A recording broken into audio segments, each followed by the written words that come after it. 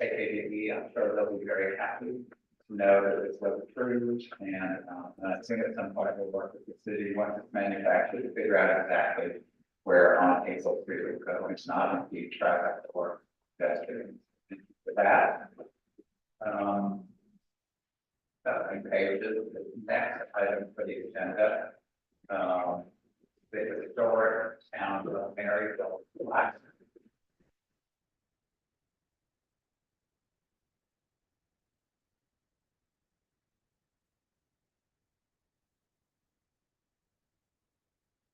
I found, and I'll defer to you, Dale, if it's terrific for Marion more so than I, but and my thought is I will just go through first and see some grammatical things that I suggest and see what y'all think about that. In the second paragraph, on the third line, the white Jewish Marion is going to have selling small lots to primarily African Americans. I didn't know, Dale, and I would defer to you, is it selling primarily or small lots primarily to African Americans or to primarily African? Or does it make a difference?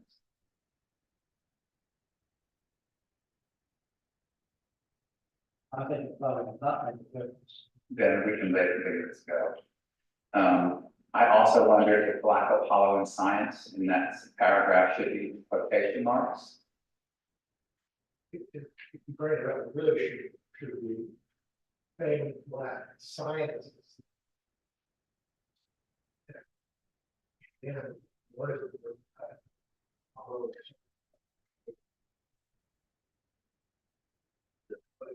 Nobody, they don't say science, but he was a true scientist. So I think the word science needs to be interesting.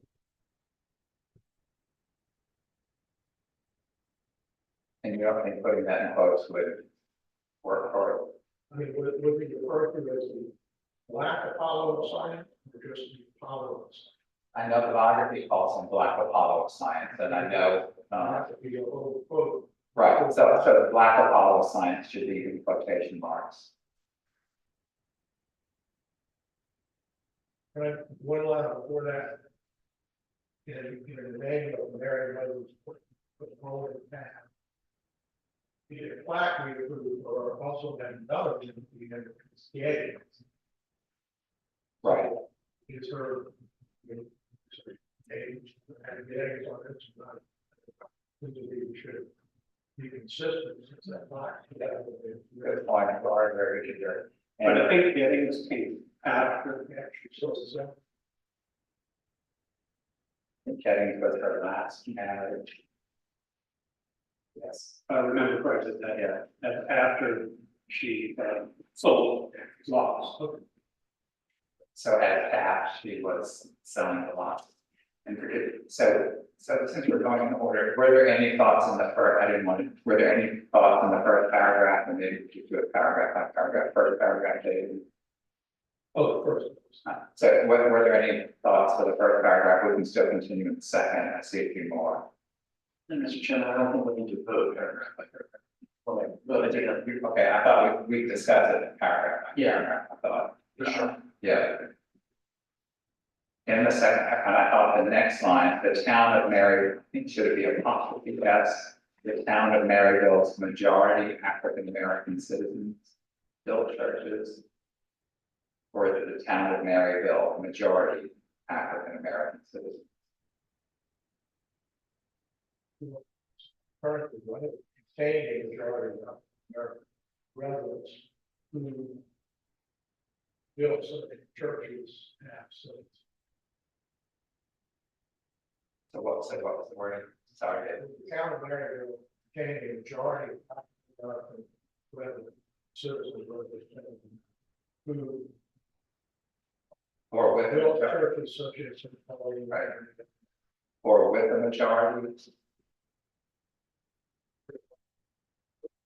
I just didn't know, like, that if it needed something, it was Brad, and if we say the town of Maryville majority, we need something, you could possibly S or the addition.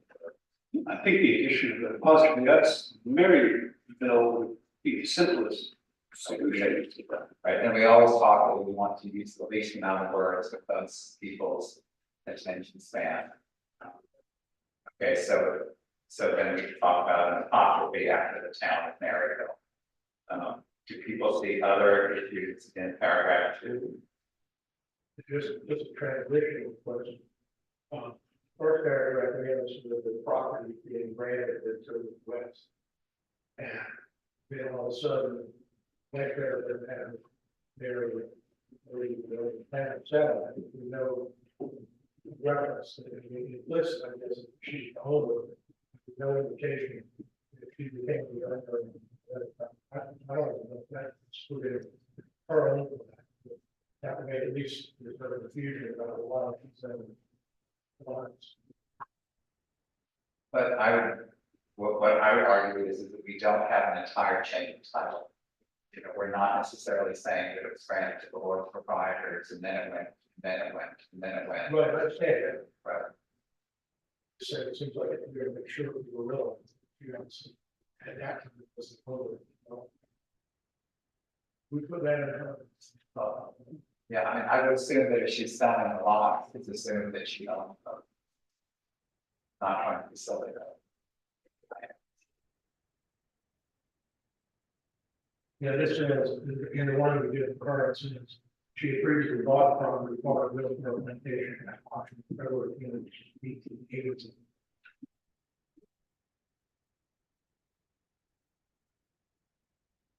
I mean, I guess you could add in, the white Jewish Mary Rose Brown, that he acquired the property in 1880, began selling small lots in 1885. Okay. Well, I would argue again, just for the sake of brevity, that the information, if people read all the signs, they will get that information about Mary Rose's path as to when she bought it.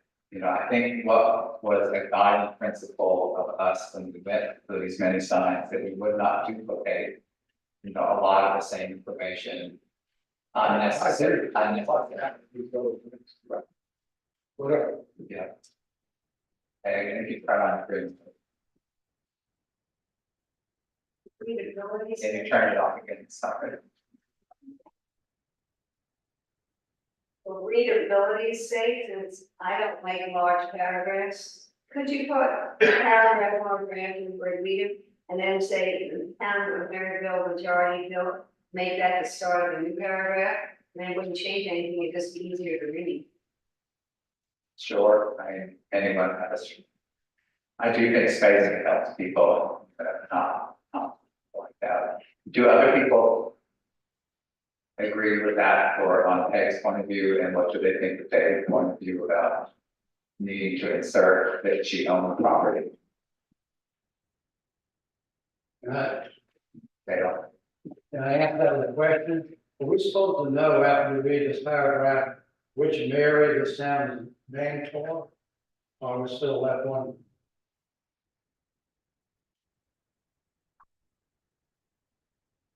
I know we say on another one that it is argued, that I think for the longest time it was said Mary Just, but then they realized that Mary Bowen Taft owned the property before Mary Just.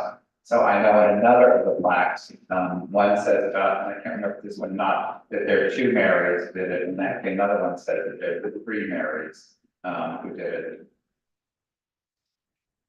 So I thought that was purposely made. Right, because like I said, there are 2 Marys and, you know, at approximately the same time, then the 3rd Mary comes along. So taking Mick's point, because I don't think it can be proven historically, one way or another. I mean, we can say Charleston was founded after Charles, but, you know, I just don't think we can say that for Maryville with any exact certainty.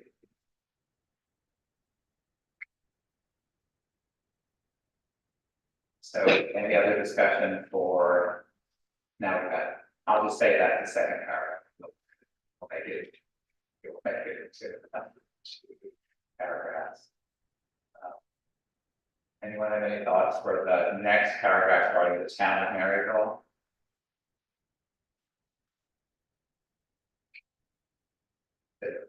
First, kind of very real process, the county, question.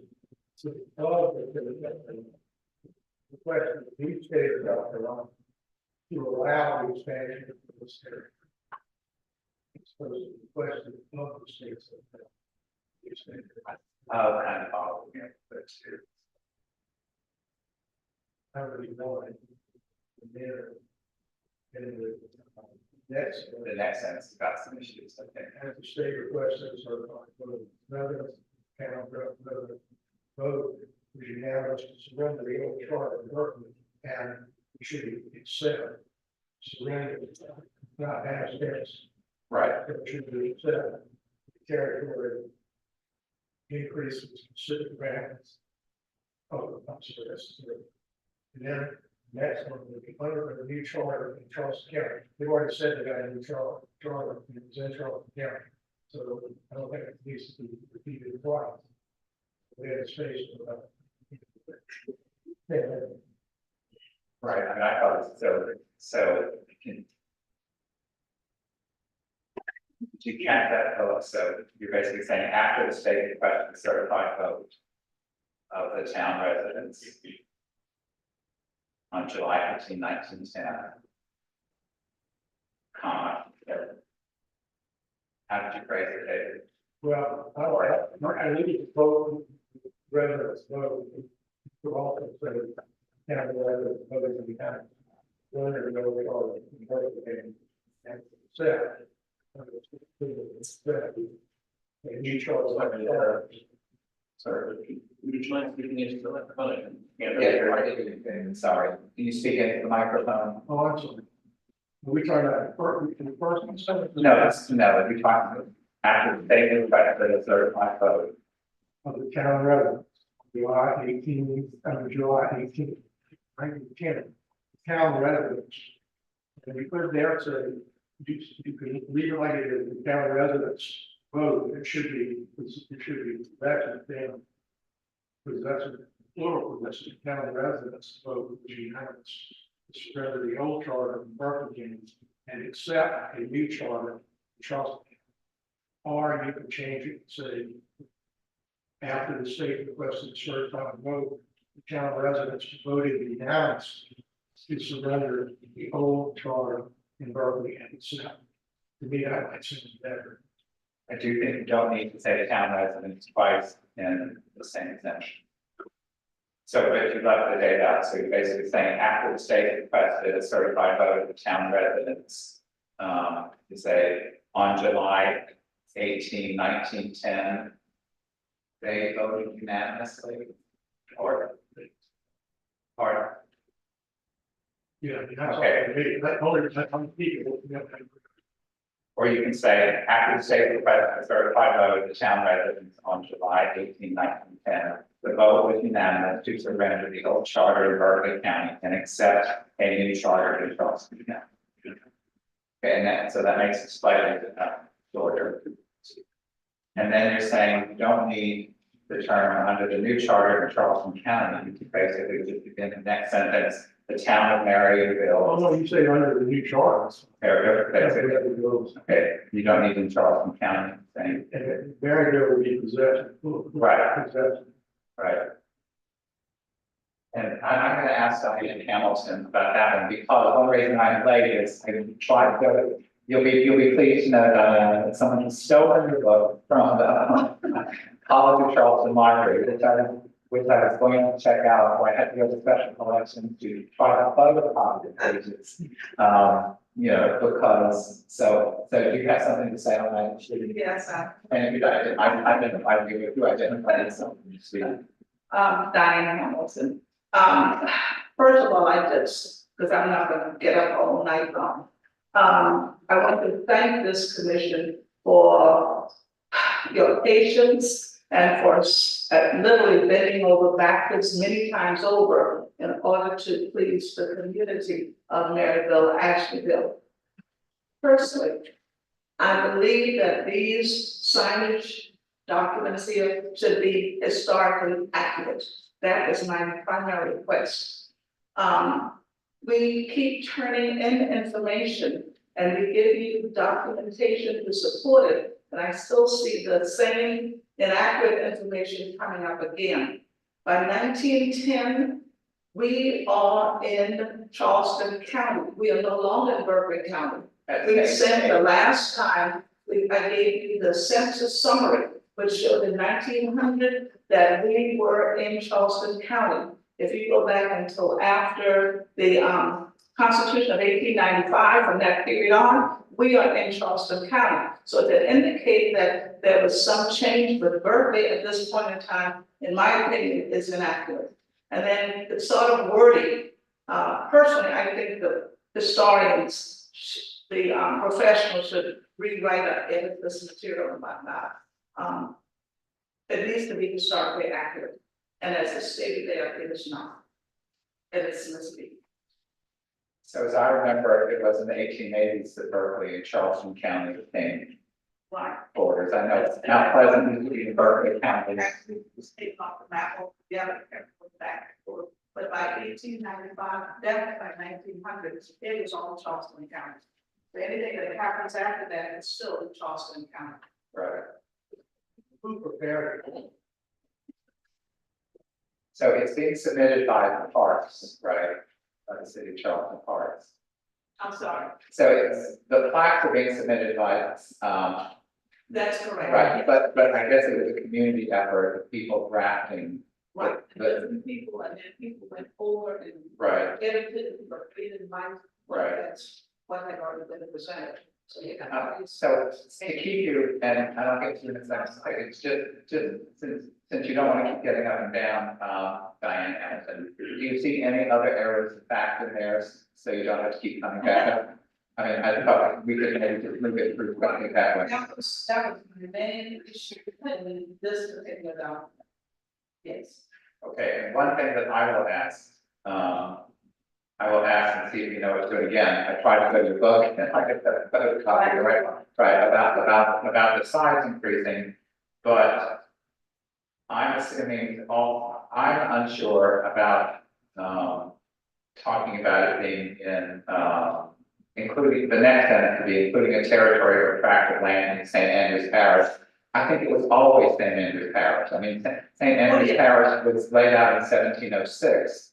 So even if it did expand, Maryville was already in St. Andrews Parish. It's a cause. And Right, exactly. it's extended from James Island all the way to part of what is now North Charleston. Right. Yes. So that was my thought as well too. So again, so it's not only not being, so again, it's expanding, but it's already in Charleston County and it's already in St. Andrews Parish. So it's not expanding into Charleston County and it's not expanding into St. Andrews Parish. It's already there. It is expanding. But still, Right. Right. And Dale, and then we'll get to you in a second, okay? Wait, the witness makes you think that the new territory which is in St. Andrews Parish added with specific boundaries to include the territory or tract of land in St. Andrews Parish, like this new land. I mean, that would be St. Andrews Parish. But with that, I have a question. Was there a time that St. Andrews Parish was in two different counties? Yeah. Is that right? Yeah. Yeah. But again, but I also think too, so according to page 21 of your book, the boundary of the town was also expanded. So again, thank you for having me, that I could check out the lines. it expanded, but if you look at the 18. Right, it's already, so, Right, the boundary street, which is today Diamond Street, that was the end of what we know as the Maryville area. So it expanded from Main Street until it reached Boundary Street, which today is Diamond Street. right. So I think we're saying the city expanded under the new charter, but it did not expand. It was already in Charleston County and it was already in St. Andrews Parish. So I think the thought is that it expanded. Right. But it didn't expand it like And I thought elsewhere it said 1923. I think that's a typo. I think on one of the other ones that we went with, I think it says, so is it, so Yeah. that is 1923, isn't it? Yes, 19. Right, because I think on another one, it says 1923.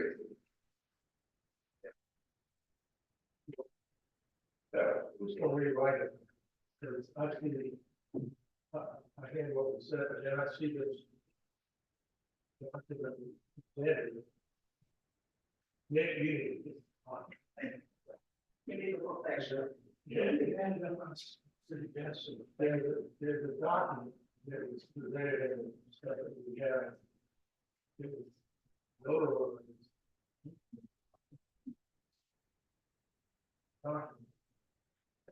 Signed in 1910. And it says, we, the undersigned, duly appointed sworn manager for the election held on the 18th of July 1910 in the town of Maryville, City County. After 28 notice to determine whether the old charter should be surrendered and the new one set is provided by the act of the General Assembly. Respectfully report the election results now to favor of surrender of the old charter accepted the new. That sworn affidavit, Mr. Capers and the Chisholm and Mr. Grant with regard to something occurred in 1910 with regard to the charter. Now, I don't know when it occurred and the charter is a formality, but they got two sworn affidavits in 1910 and related to the charter. and, yeah, this, and then let's take it, we'll get to, the story that's happened in code. The surrender of one part of the corporation for a new one dated July 25th, 1910. But it's kind of what was happening, we had apparently struggle going on between, who has the great authority and whatnot, between the General Assembly and the Secretary of State office. So there were many times you had change in jurisdiction, so that each time you had to go to either the Secretary of State office or to the General Assembly. And so this is what's being referenced in that particular case. As the ultimate jurisdiction, so that struggle was on state level, and it reflected that. What charter were they changing in 1910? Whenever we moved from the general, under the General Assembly jurisdiction to the say the Secretary of State office now have control, that would be that charter. Right. But again, some of this, we don't have to say everything, we just make it as briefly as possible. So I say it's fine, I get to you, sorry for sitting back down again.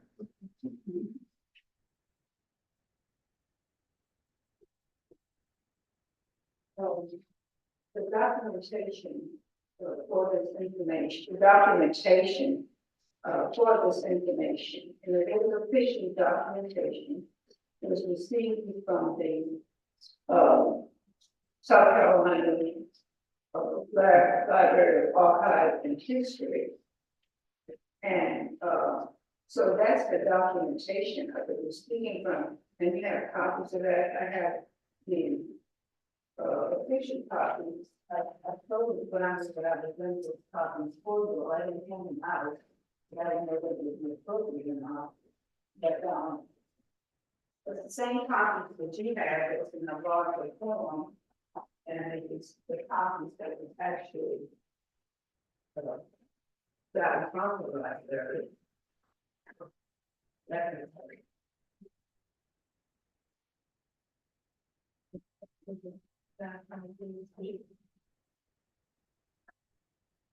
everyone.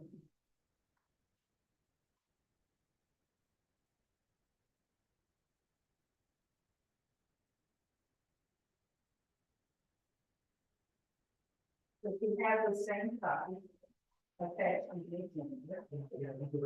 yes, it's the same information.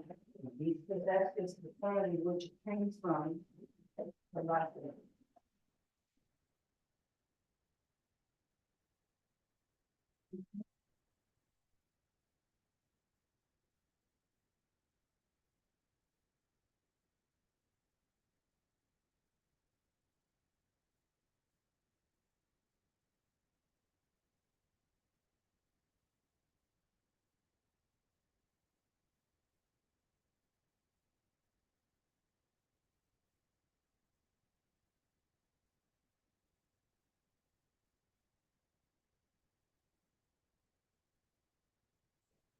Yeah, this is official documentation, it's not, I think, I feel this way or whatever. It is the official documentation from the South Carolina Library, history and archive. Right. So I'm just curious as to what is your debating, where we, like I said, October 26, 1923 letter does say, yes, the city has expanded. And I think we discussed this maybe the last time too, is the budding and bounds, the present boundaries, all that territory tract land in St. Andrew Parish in the county of Charleston. Yeah, so are we debating that it changed in Charleston County and into St. Andrew Parish? Or, you know, I think we've all agreed that the city expanded. But I think the point was, by this time, it was already in St. Andrew Parish and already in Charleston County. In the 20. On page 2 of the copies. That's when the officials from the town of Maryville, they wrote a letter to the state of South Carolina, and they requested we, the undersigned, duly appointed some managers of an election held on the 18th day of July, 1910, in the town of Maryville in Sale County, after 21 days' notice. And this is where they informed the state that they did carry out their wishes for the election to decide whether or not the citizens of the county of the town of Maryville actually wanted this to be done. That is reflected in the text. Yes, So the issue is, I mean, we appreciate the documentation. Well, the last document is one, The last day, what they did, according to the document. They gave up the charter in order to incorporate pursuant to South Carolina statute, and that's what you were referring to. Yes, sir. So they weren't really getting rid of getting a new charter, they were being allowed to incorporate. So if you look at the last document on what they handed out. right here for incorporated desires of the community charter and accepting incorporation. Yeah. That's kind of a little bit different. I mean, that explains what you're doing. You're incorporated in the town, Right. and change the way they gave up their rules. So they're not getting a new charter. It's just being following the statute. Right. You reference, they don't follow the statute under the. 1800 Constitution.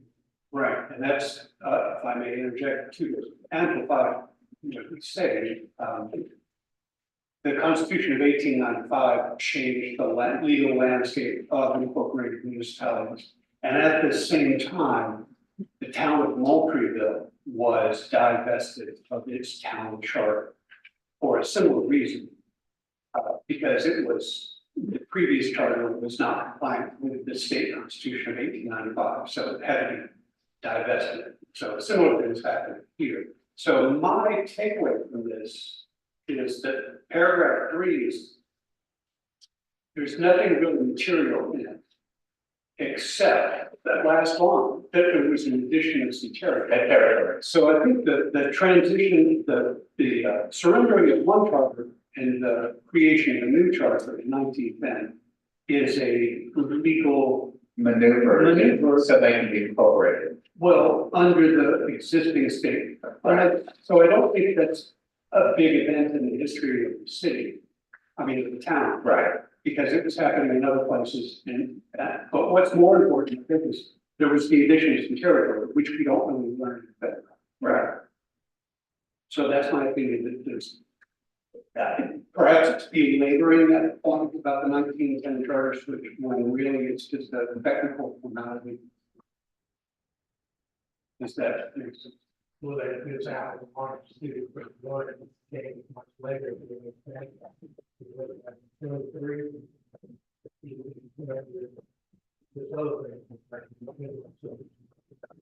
there are two different things that not available.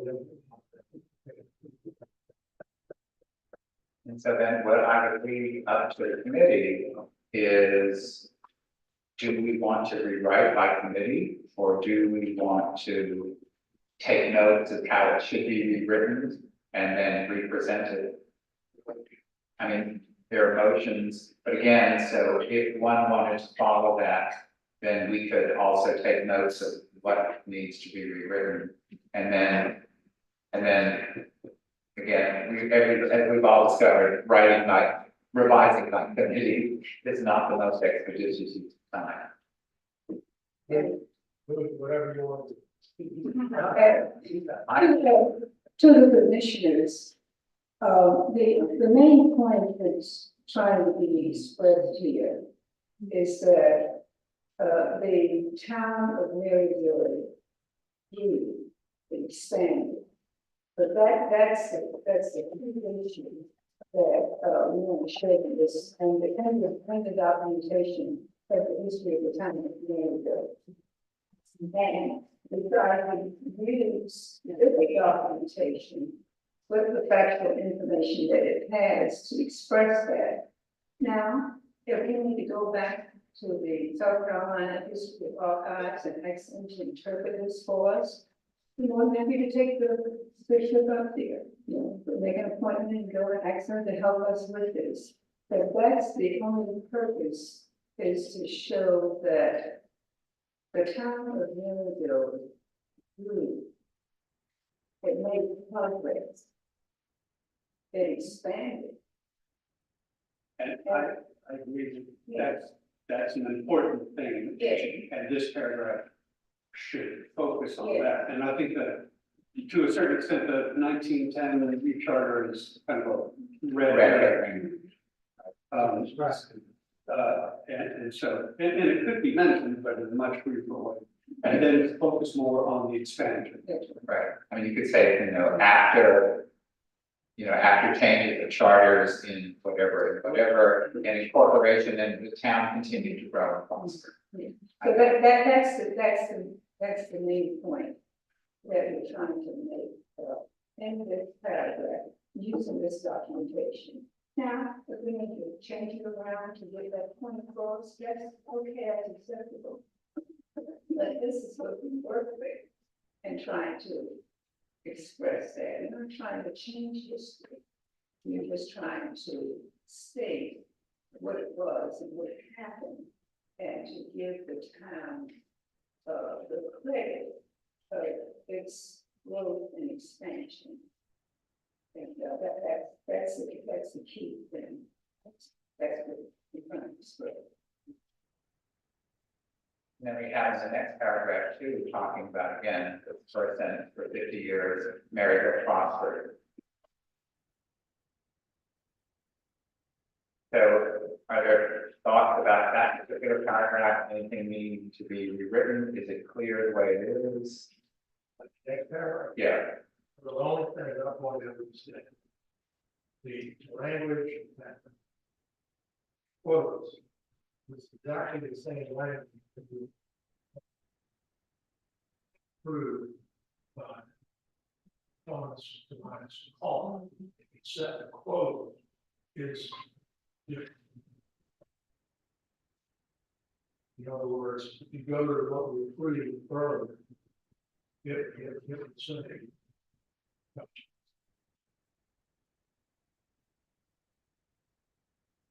and incorporated town. This is from the car. It's for it's a newspaper article. It's not had the A magistrate named Street. It said, being, this is a semicolon, and it said, being an incorporated county police have no right to use it. Therefore, the white man mercy people. My opinion, what the language, one by the university in the sentence before, so the direct quote is good. So I remember that last one, we actually, Donna Jacobs was here and she called someone on the phone who looked at the newspaper. So I believe that quote that we, in the car is the correct quote. So this quote needs to be. And no, I don't think there was no capitalization on that either. I think we had to put that. I remember specifically asking if we capitalize. So just make it consistent, right? So that quote has to be rewritten to reflect.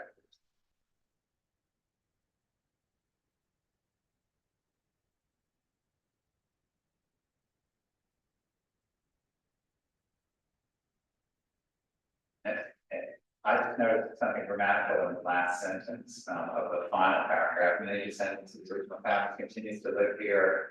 And it should be, and are dedicated to preserving, protecting, and sharing the history of the town of Maryville. For future generations. And that is related.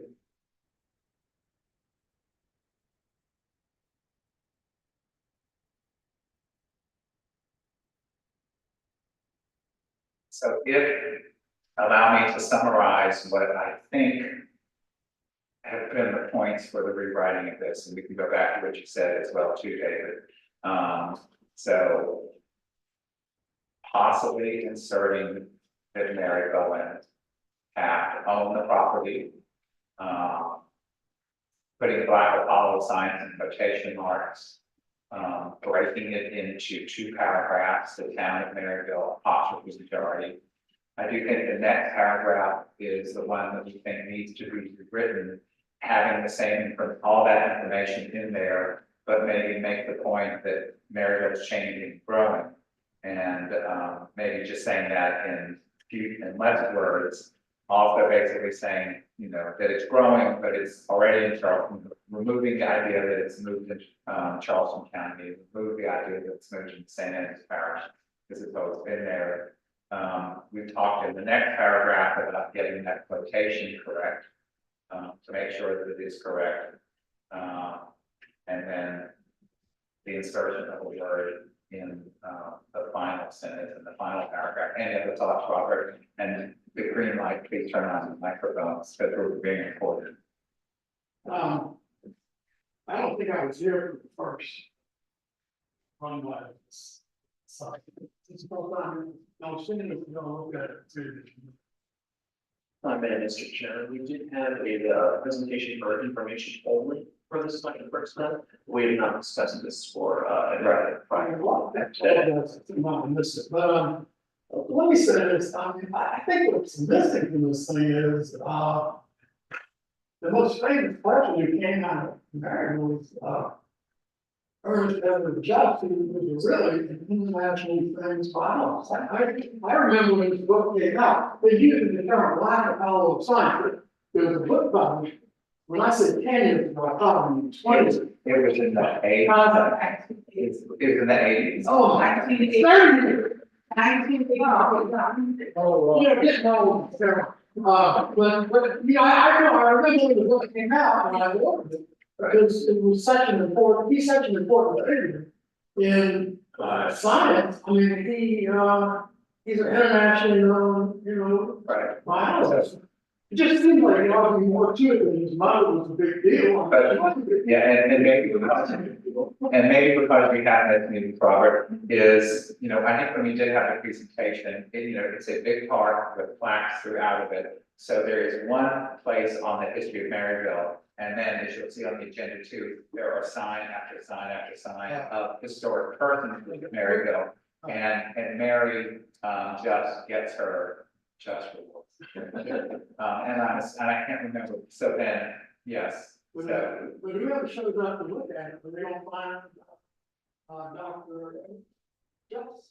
well, it is fairly, there in this, he's Discovered all these. right, but he's the third person mentioned. So if you're suggesting that maybe another positive to maybe talk a little bit more about who he is. It says, the reader is not going to know what this means. I mean, we could say that he's a marine biologist or something. that, I mean, blind follow science is the name of the book, right, but I don't think the reader is gonna identify him. so, Probably something explaining who he was. so we'll take that as another suggestion, is maybe to use a few more words to identify. And since we'll be losing words from that, what is now the third paragraph. So have I some, and if you want to come up and speak and identify yourself.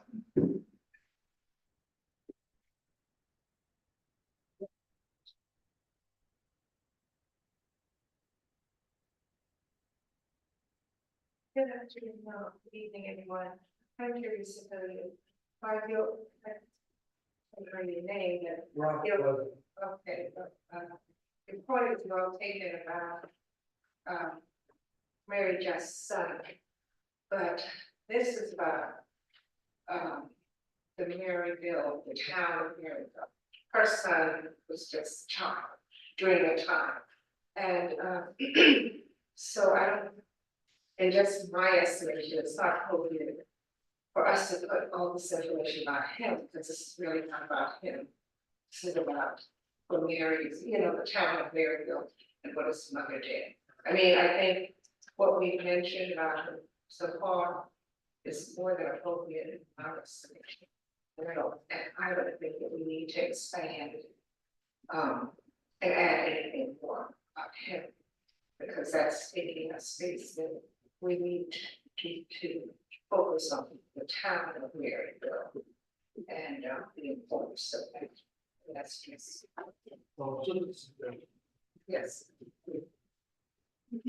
So, and anybody else? In reference to Ernest Just, we do recognize his accomplishment. And contact was made with the aquarium and requested that they could do some type of marker about Ernest Just in the area where the aquarium is located. They are considering that because we do recognize the importance of it. There's also a marker On Inspection Street. that's right on Inspection Street, and that needs to be redone. And I Talking think about that the bird, pardon me, with that note, did that one. I'm not sure we did, but it's in very poor condition. Yeah. And it really needs to be redone, and we are trying to accomplish these things because we recognize his significance and definitely want him to be. I think that's a very good idea with aquarium. I think that's actually very good, because that would be a place that people. And that's actually fairly near, since Inspection Street, right there, that's actually fairly near where these were, International, famous guy. right. And so, trying to keep us on topic. So I think we would if someone wants to make a motion, that this text be rewritten reflecting, the thoughts that we have previously noted about of rewriting that paragraph under the question, showing the pros, making it less, getting the quotation correct, putting in a few extra words, possibly or not identifying or just maybe as a marine scientist instead of black Apollo science. We'll be losing many words in one paragraph if we put 3 or 4 words in the first paragraph. Too. So I'm spoon feeding you. Does someone want to? I so moved. Okay. Do we have a second? Everyone in favor? Now we have the question: who shall we write it? If they could get Edward Boyd in Columbia to do it, I think he would be very lucky. He's a great wordsmith. I don't know, but this gentleman's name, I forget. Dr. Buckley.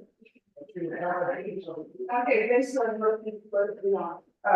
We would appreciate your assistance in helping us to rewrite it, because you understand what you're trying to accomplish. Mr. Chairman, and, Ms. Hayden. Okay, Marshall, please. Ms. Higgins, I'm headed to Columbia to the State Archive, in a week or two. Yeah.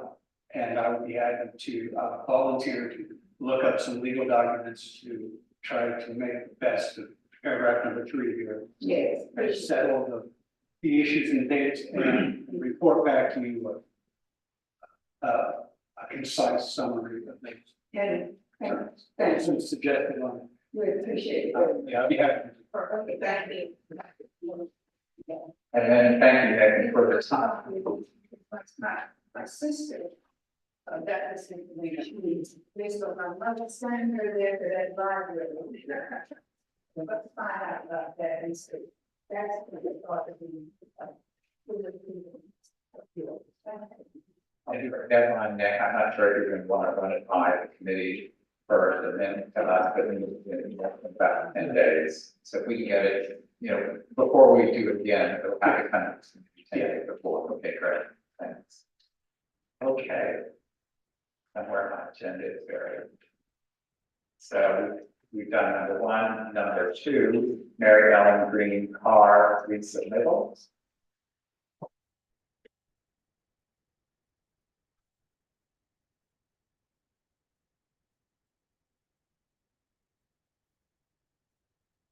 Just out of curiosity, what prompted the resubmittal? At least in one case, we. Right, yeah, so I think it's Ms. Higgins that wanted these things, so if you care to come and tell us again, Ms. Higgins, the thought of resubmitting these.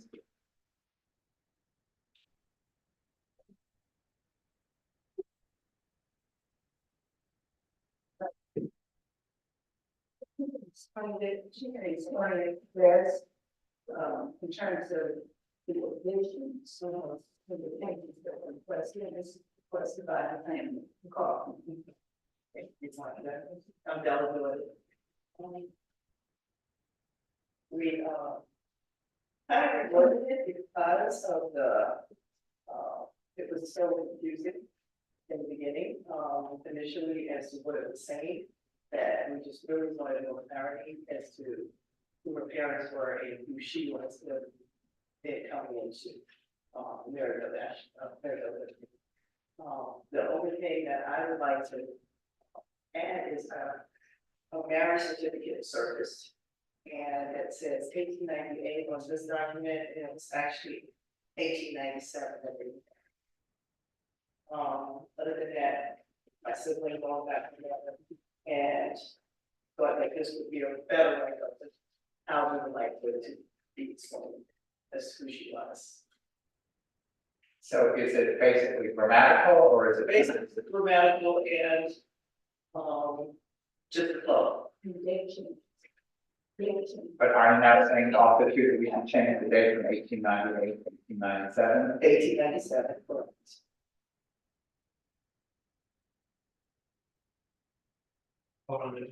In a town where the town of the county. Right, I wondered, so you're saying in the last line, We are living for road. Also, is the official title of the title statistics, was it registrar or register? Sometimes. so that's second line, second paragraph, curious, As well. is it registrar or register? Submit by certificate of registration. It's like RMC used to be registered. Registry. So again, we're just asking if the name is register or registrar. I also have, and do you have married with or married to in the first paragraph?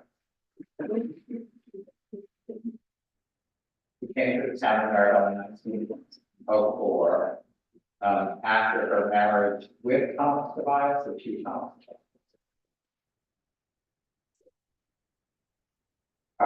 Are you a Tobias?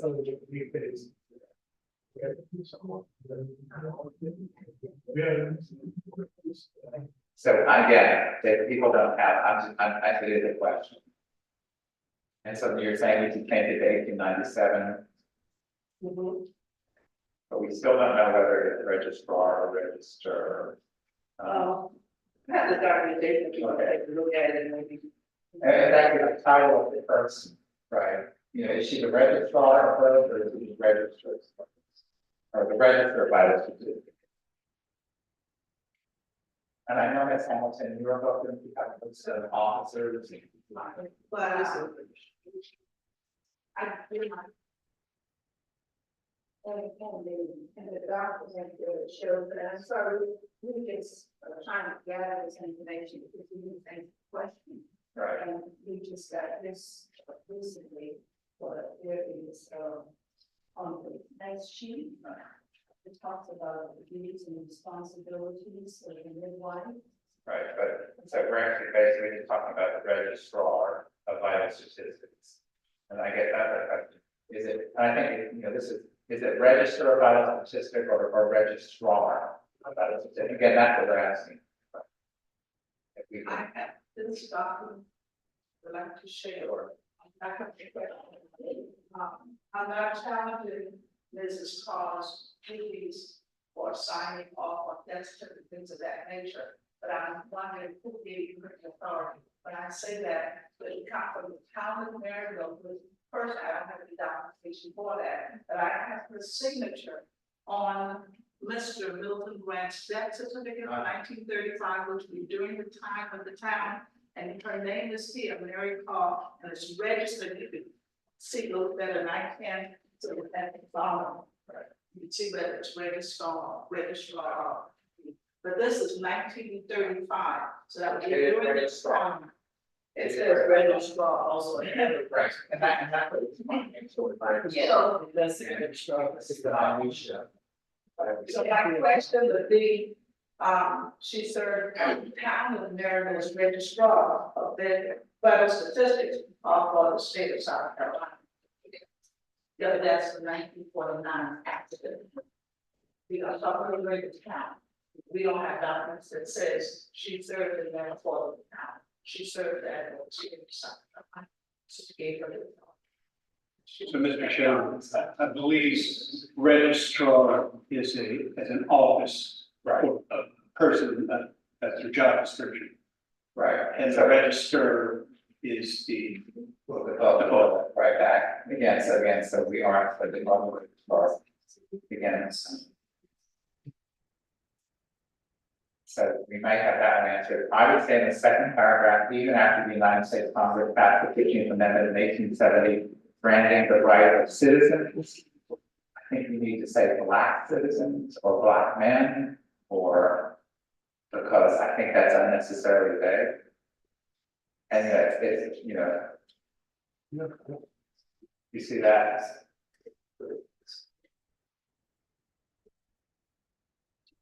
Oh, I'm sorry, I'm on the wrong page.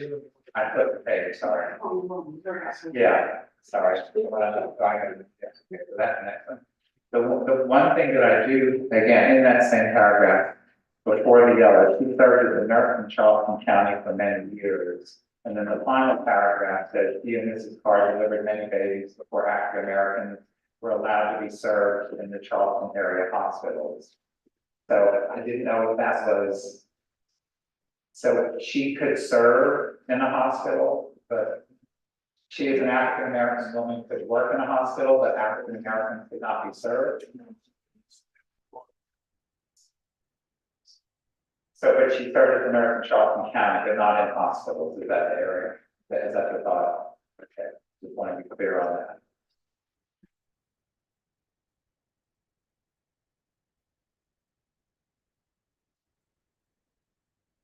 So. The only change then so far that we've done is changing 1898 in the first paragraph, 1897. In the final line of that first paragraph, changing lowercase town to uppercase. But her greatest impact on the town and Charleston community was the licensed midwife and nurse. And registrar was saying it's correct. And so then there was a question chief acted, so. Are there any other issues? And the final line said capitalized T in town for Maryville as well too.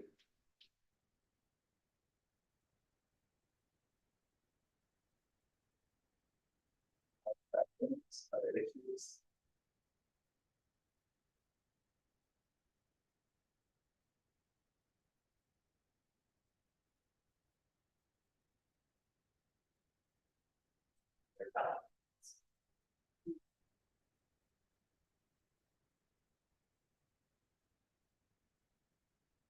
But I want to make a motion to approve it with those changes. Second. Everyone in favor? Anyone against or abstaining? Now, Meadows and Crowns. Yeah, again, so you could pass this one. And again, I do notice that there is a change in year for birth. There's one change in fact, and if I can ask, did you even say it again, is it mostly just change of language and not a fact, the rewriting? Some of it is the birth date we went to ancestry, we found that in the census. And that date is, that we had the 1884 was incorrect, it should be 1879.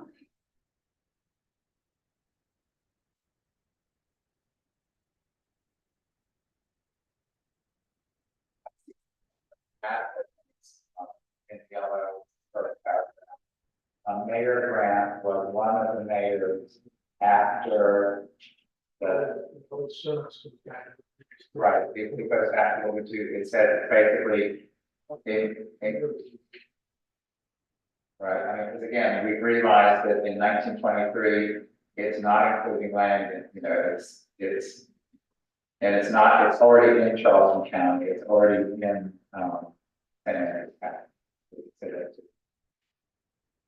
so that's what we're rewriting in the town of Maryville. I'd like to call your attention to,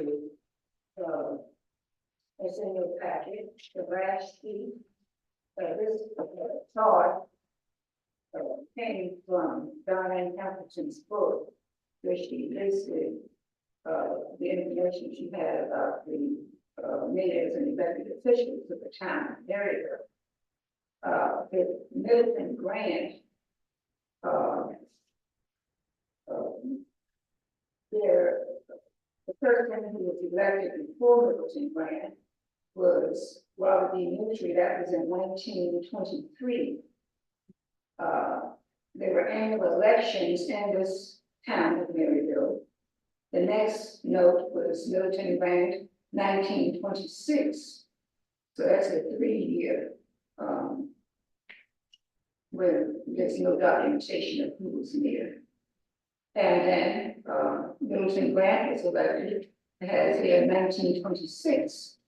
And then we went to Thomas Tobias Hall, 1934. And there was a gap there with no mayors identified. So that's why it's requested that he serve for the unknown terms, so the wording is here. But if you all remember, let's see, what we debated strongly at that last meeting is that it appears to suggest that there's ignorance. Pardon me? It appears to suggest that there's ignorance. I remember us strongly debating that point. If it says he worked for an unknown number of years, something like that, we thought that that would raise the question in the public's mind, why don't they know that? So there was a heated discussion, and we all voted, and I think y'all concurred with that as well too. So I'm suggesting that we already debated that point, and we basically said, you could say it's an unknown number. I remember the debate vividly, some of you did too, and I thought y'all would agree with us as well. Basically saying if you say an unknown, it raises questions in people's mind, and that's why we said, you know, for at least we decided, we put in what we exactly knew. You know, and that was the thought, is to not open it up to vagueness, but to put it in there. So I would argue that we should, that because we strongly argued that point before, that original language be kept. And I think we had all compromised on that before. we'd all agree that that was what we should do on that particular sentence. Okay, well, I understand what you're saying, sir. But, in keeping what was already there, can you state that where there being a gap in the records for, 10 years, it was really a gap for 10 years, not for the next 7 years. The gap is actually for 10 years. So you're saying there's a gap before that you've got 26, That's and right, there's a gap afterwards. yes. And so then, you know, I mean, I guess we can't do it, but again, you know, these are the kind of things that we should be getting 10 days in advance. Well, the problem, sir, was that, we didn't get this information ahead of time. I didn't know. No, we approved this months ago. I mean, No, we- I'm talking about when he was discussed initially. It appeared that information that was given to the history commission was not given to me or for our group. Well, I can't argue that because we are just, you know, we're given what we're given. But anyway, so I mean, the thought is, so we could say, so there was at least one term in 1926, with there being a gap in the records. And so then, but it was, For 10 years. And the HNA, right, for the next 7 to 10 years, okay? But then the next sentence is problematical that it's been added, because again, we debated in the earlier one on the history of America itself, that, that kind of leads people to believe that, yes, the territory is increased, but it is not including Jackson. It's already in St. Andrew Parish, and it's already in Charleston County. So we would argue, again, it'd be the same argument we did the last time, that sentence might not be necessary.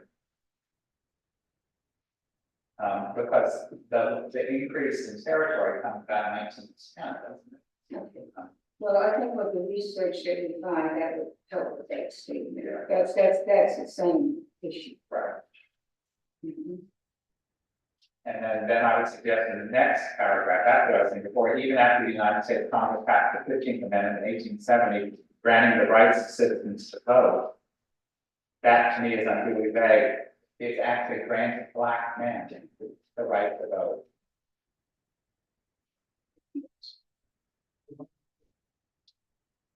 And so then we don't know why that wouldn't have because again, if you do what we said before, define the prejudice and laws at the time, Middleton Grant Senior and his second wife, Carrie Bell Cochran Grant, went together and registered to vote on 1933. You got 1870, and then 1933 is not at the same time. That's 53. That's 63 years later. I don't get your point, Steve. We're, the first sentence, even after the United States Congress passed the 15th Amendment in 1870, giving black men the right to vote. Then the segue is, you know, the state of South Carolina found ways to prevent African Americans from voting. Define the prejudice and laws of that time, and maybe to change it to their time. Because, see, this is 63 years later, and women now have the right to vote. I understand you. I added that sentence based on what you said, Ms. Green. That, what we're trying to show is not, that's a part of the history in voting. Right, and it's not necessarily the story of Middleton Grant. What we really want to stick with Middleton Grant is to say that he defied, you know, the prejudice. By the time he comes along in the 1930s, African American women technically also have the right to vote. And in 1870, women do not get the right to vote, it's only African American men. So again, I'm just trying to say that the sentences don't necessarily, you're giving people like, you're not telling them what happens. So, so I would argue for something smaller, you know. Again, I don't quite understand, you know, because I think the main issue is that they are defying the prejudice and laws of their time. That Middleton Grant Senior and his second wife registered to vote on September 4, 1933. You know, the 1870 15th Amendment is 63 years earlier, and so then I don't see what they have to do with each other. Yeah, but I guess the history shows us that even though in 1870, all citizens in the United States of America ran the right to vote, but that did not happen. But that's not true, only that 15th Amendment only gave males. Well, black males, only gave black males the right to vote, but only black males could vote. But I read it and I was just trying to summarize it to show that, even though there were laws stating that the citizens, black males had the right to vote, that didn't happen, that did not occur.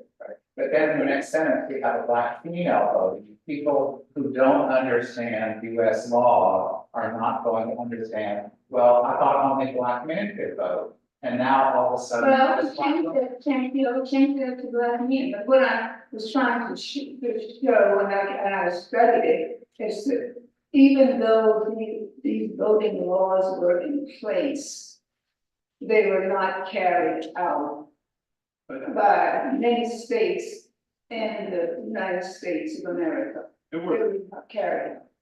there were plenty of black men who did actually vote in the late 19th and early 20th century. So I think it's too big of a generalization. So it's possible that Middleton Grant Senior had never registered to vote before 1933. That's possible, I don't know his history, but there were plenty of black men who did vote. Who were elected officials. And so that's too vague of a generalization. Right, again, and I think what we kept saying in the last time meeting, we want these to focus on the people. And I think the main point is that Middleton Grant Senior and his wife are defining the prejudice and the laws of their time, and they are registering to vote. I personally argue that that first sentence, and again, as you notice the way we bracket these things, we assume that people are reading these signs, do not know much about history. They want to know the person's story. And by talking about things that happened in 1870 for black men, and then the next sentence talking about black women and men being allowed to vote, I think that confuses people. And I think what we want to do is get the heroics of Middleton Grant. And I think by saying define the prejudice and laws of the time, we don't have to say that the laws date from 1870 and then were amended when women got the right to vote. And then, and then there were Jim Crow trying to prevent people from voting. The real issue is they defied their time and they voted. So I would argue for not including that sentence. Thank you very much, point well taken. I agree, to delete it. The only thing that I would like to add to remain is that they went together. Sure. Registered to vote. I have a copy of their No, that's fine. registration certificate, showing that it occurred at the same time, the same place. No, I don't think that's a good question. I think it's just the person. Okay, thank you. I agree. That paragraph is, the practice says the right flag. Right flag. I think you should say. Put it again, that's. I think we cut that sentence. So it's banished. So Middleton Grant Senior, born in Hampton County in 1879, was the son of Tony and Laura Tisdale Grant. Period. He was elected mayor by residents of the town of Maryville for at least 1 year term in 1926, and it did not be for the next 10 years. So with there being a gap in the records for 10 years, we could remove the word next, because there are 3 before and 7 after, as I remember. So there's a gap in the record. Is that right, Ms. Hamilton? I think that you're saying that there was a gap 3 years before he's elected, and then there's a gap 7 years after he's elected. So there's a gap in the records for, and is it at least 10 years? 14 years. Yes, Ms. Hamilton. But we have a copy of it right here.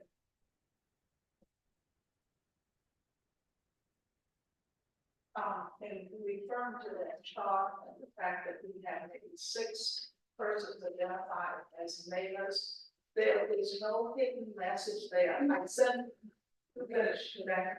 I simply recorded the names of those persons I was able to identify as having served as the mayor or intendant of the town of Maryville. Right. They held elections every year for nearly 50 years. I have not been able to this so far today find information about other persons who served in that capacity. So it's just the information is not there. Right. I could verify that Mr. Grant served in 1926. That's why he's listed there. And I don't have any reference to people in between because we don't have the information. So So I don't think you need to be referring to gaps of 10 years, 7 years, or gap at all. We're just acknowledging what we do know.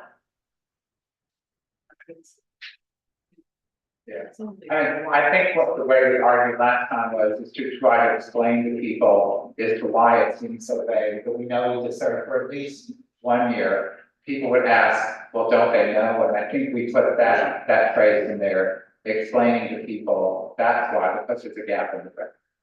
Or we could say, anyway, but I think, and again, and if that gap is filled, then we can. And so then for the next paragraph, Mayor Mayor Grant was the owner of one of the few cars in Maryville. He voluntarily transported many of his fellow citizens to farm and railroad jobs and to church and family functions. Do we need a comment to jobs? Well, I don't want to assume it. Yeah, see, it was initially a And you only keep one sentence, you don't get a semicolon. Yeah.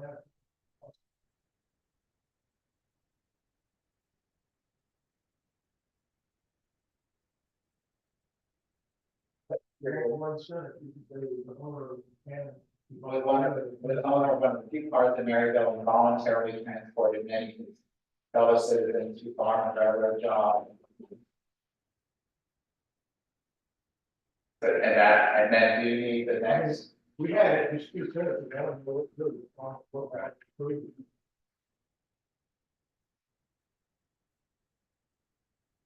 Are you arguing, can we speed it that way, or are you arguing to, Not only that, it's saying it should be simple. You can either have an and, or you can have 2 sentences, I don't care, I can't have a sentence. right, so we don't have it there now, so that's the way that it is, that's correct, okay. Do we need that on there? I don't think we need voluntarily transport many of the fellow citizens on farm and railroad jobs and to church and family functions. It's fine, it's general. I think where it needs to be. I think where it needs to be in there as well too. Either that, you have to do a semicolon, that kind of thing too, so I think where it does say.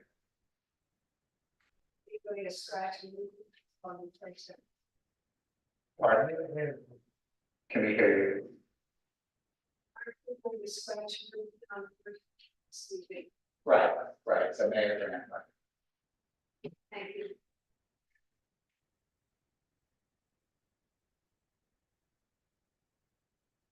And I think here, we would need a comma with the other.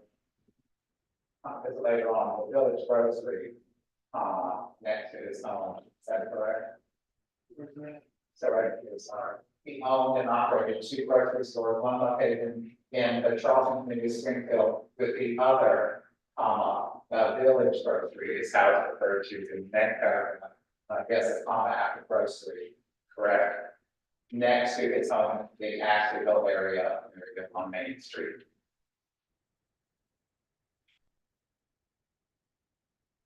And I would suggest for the next paragraph.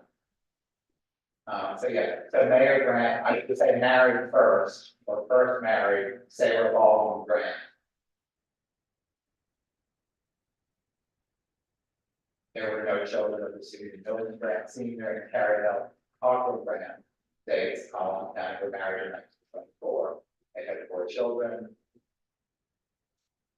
Again, since the December 4th date is at the bottom, I say that's why that's crossed out there. The time it was set in 1935.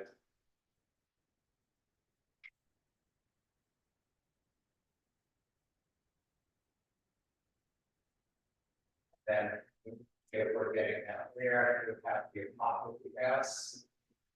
After Mayor Middleton Grant Senior's death, correct?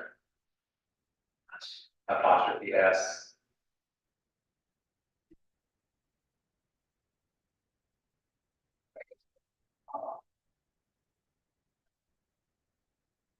And these days, they're actually putting commas, taking commas away from the before and after, but I'm assuming we don't need the comma there.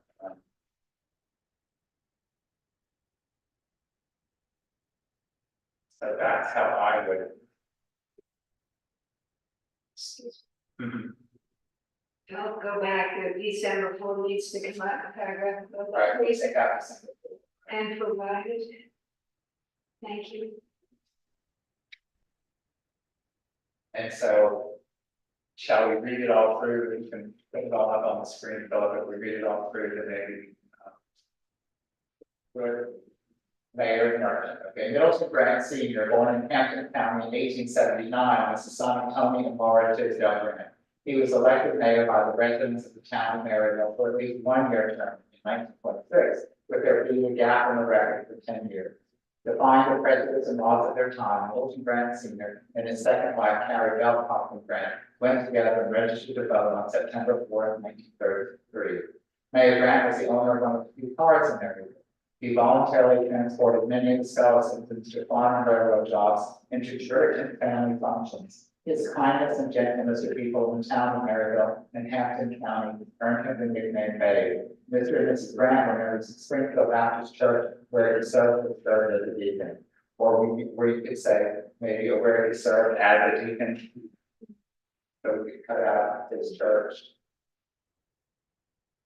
Middleton Grant Senior was a successful merchant businessman. He owned and operated 2 grocery stores, one located in the Charleston community of Springfield, with the other, the Village Grocery, next to his home in the Axleyville area of Maryville, Main Street. Mayor Grant first married Sarah Baldwin Grant, 1882 to 1918, in 1898. Is that date correct?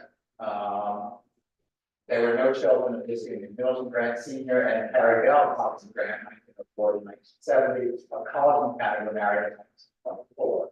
They had 4 children: Middleton Grant Jr., dates Hazel Grant Higgins, dates Rosemary Grant Mack, dates, and Woodrow Grant, dates. At the time of his death in 1935, Mrs. Grant was pregnant with their 4th child. During the last years of his life, Middleton Grant Senior was successful enough to provide his wife with a housekeeper to help care for the home and their children. After Mayor Middleton Grant Senior's death on December 4, 1935, his wife operated a Village Grocery with her second husband, Lawrence Johnson, until her death on February 17, 1970. Both Middleton Grant Senior and Carrie Bell Cochran Grant Johnson rest nearby in Brown Cemetery in Asheville. The only thing I wanted to add, taking a closer look at the chart, that 10 years should be 8 years.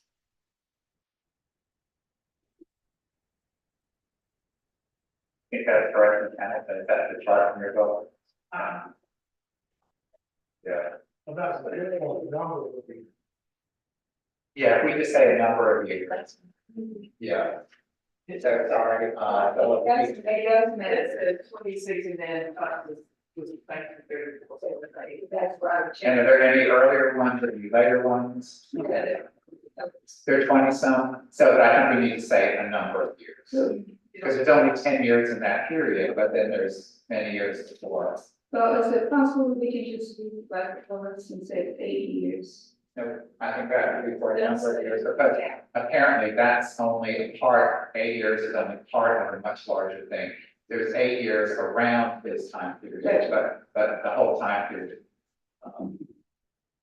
So. Yeah, And wouldn't that be gaps, plural in the record? if there are the non-sequential, would there be gaps in the records? Yes. Do you want to just do the record, or a record, that's fine, yeah. Any other changes or thoughts, Dale? I agree. And I apologize for the delay, in that second paragraph, we talked about land. Which brought the earlier history lesson about the 1870 rights to vote. But in what's left, define the prejudice and laws of the time that they define a law in registering to vote. And so what's better now, and customs or expectations? Well, I also have another. You have a good Well, I choice of got word. that in that same sentence. And, but we're trying to make the point that they also define the practice of blacks to not register. Yes, I think, yeah. Well, I think we should add that. If we especially if they got law, and you say define the prejudice, I would say, and the practice of blacks not to vote was one option. Or to say the hesitance of blacks to vote. Then, Mr. Chair, we have some, audience members who'd like to speak. Yeah. So, In my possession, I have at least 2 receipts where my father paid the poll tax in order to vote. And this was pre-1933. So men were able to vote prior to that time. And I have the documentation receipts that my father received for paying, I think, $1 and $1.50 poll tax in order to vote. could we use, yes, ma'am? Yeah. I think we use the word like intimidation or anything like that. How about? Not to vote. Well, Yes, ma'am. according to, internet, Right. and Charleston County Public Health, some fellow named Vic Fowler, Roman Park was like, yeah, I better block subdivisions. And I wrote a couple of essays about, voter intimidation. Right, that one, so yes, Yeah, I would want to say that it wasn't that blacks did not. Instead, it was very difficult for them because of intimidation, because of lack of money. And so there were so many reasons why they couldn't vote.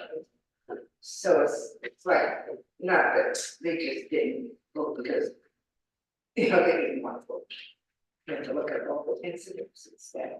so, but intimidation. They didn't want it wrong. They didn't have the funds, the money. So what Because intimidation? they didn't have funds, or anybody, and all the interrogations and What things intimidation? that were put in place to keep them from voting. So it wouldn't be fair to say that. Right, it's just, it's. So define the prejudice and intimidation of the time. What's that, you want to say custom? My suggestion is political pressure.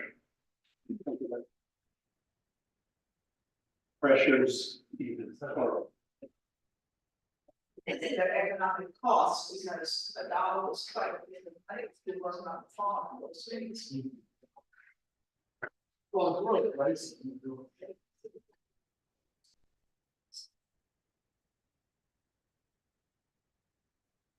I would say that define the prejudice and political and economic pressures of their time. He's got costs. Right. I like that, Mr. Chairman. Okay, define the prejudice and political and economic pressures of their time. So if that's the wording, is there a motion? Second. All in favor? Anyone against or adjourning or, excuse me, abstaining? I don't know. You guess wrong. Yeah, so if there's nothing else, I guess we can stand adjourned. To be continued, yeah, Dale, I thought we had a quick opportunity to go back and make one point okay, on the, get the right page, it's wrong.